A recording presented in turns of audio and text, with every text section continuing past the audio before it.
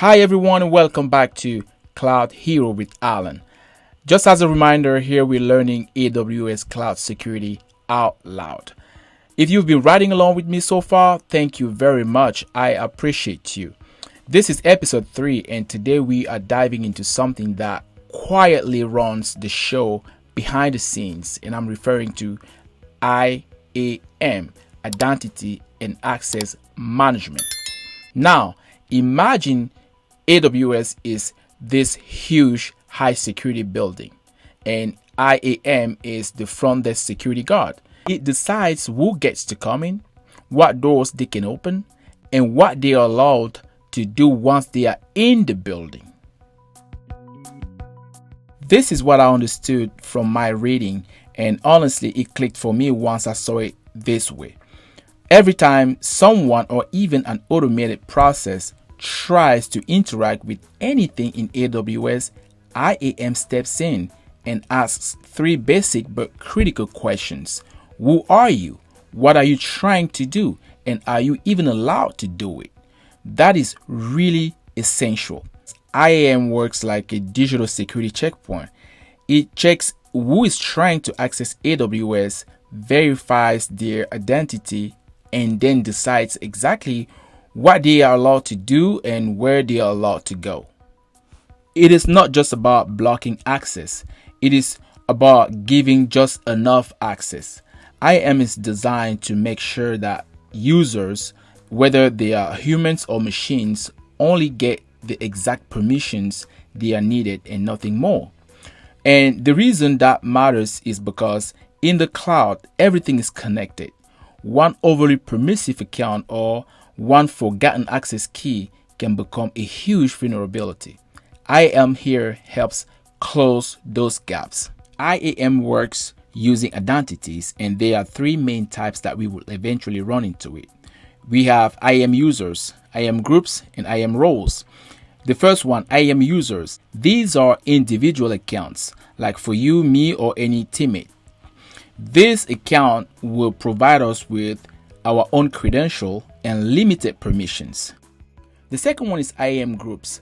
I think of them like teams because instead of giving permissions to every single user one by one, you just create a group like developers, for example, and assign permissions to the entire group. In this case, everyone in that group gets what they need to perform their jobs, and it makes things, I would say, faster, cleaner, and easier to manage as the team grows. And then we've got IAM roles, and this is where things get really interesting because roles are not tied to a specific person. They are more like temporary identities that can be picked up whenever needed. So let's say an application needs to grab data from an S3 bucket, for example. Instead of hard coding credentials, it just assumes a role with the right permissions, completes the job, and then drops that role whenever it is done. Kind of like throwing on a special badge just for that one task. Let's talk about IAM policies because this is where the actual rules live, right? So IAM is the gatekeeper, as we mentioned earlier, but these policies, they are like the instructions IAM follows, right? So policies are written in JSON, and don't let that technical format just throw you off. At the core, every policy is just answering 3 key questions. What actions are allowed, on what resources, and under what conditions, right? And that's it. Let's say you have a bucket in S3 called project data. A policy could say, hey, allow read-only access to the project data bucket. And then boom, it's done. Nice and clear, right? No guessing, no hooplos. That is exactly the goal with IAM policies, to be precise, secure, and easy to understand. Here's something I've learned while looking into IAM. It is really easy to get it wrong if you are not careful. There are a few common mistakes that can create serious security problems if you don't catch them on time, right? For example, giving people too much access, like full admin rights, when they probably just need to manage one service. Another example would be not enabling MFA or using long-term access keys instead of roles, which makes things harder to manage and easier to compromise. There are many examples out there. I just threw this a few just because I have them on top of my mind. So I've learned that IAM isn't just about getting things work. It is about keeping things tight and secure over time. After reading all that, I started asking myself, okay, how do I actually avoid these mistakes? Like, what does doing IAM right even look like? Here's what I found out. It is kind of like a beginner's checklist that I'm trying to stick to as I learn my stuff, right?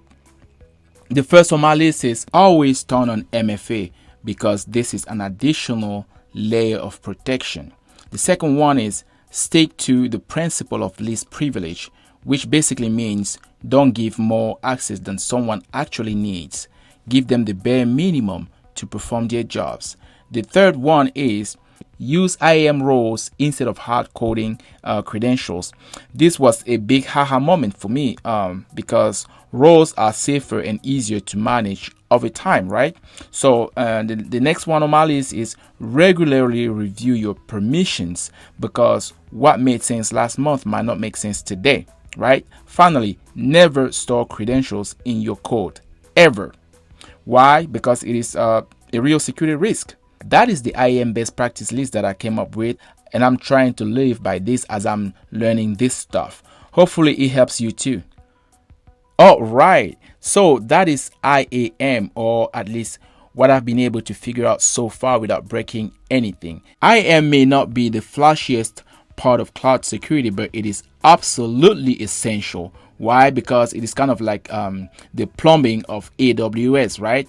Totally invisible when it is working and a total disaster when it is not. So yeah, I'm still learning just like you probably are, but more I dig into this stuff, the more I realize that locking down IAM properly puts you way ahead of the game. I hope this episode helped make IAM a little less confusing.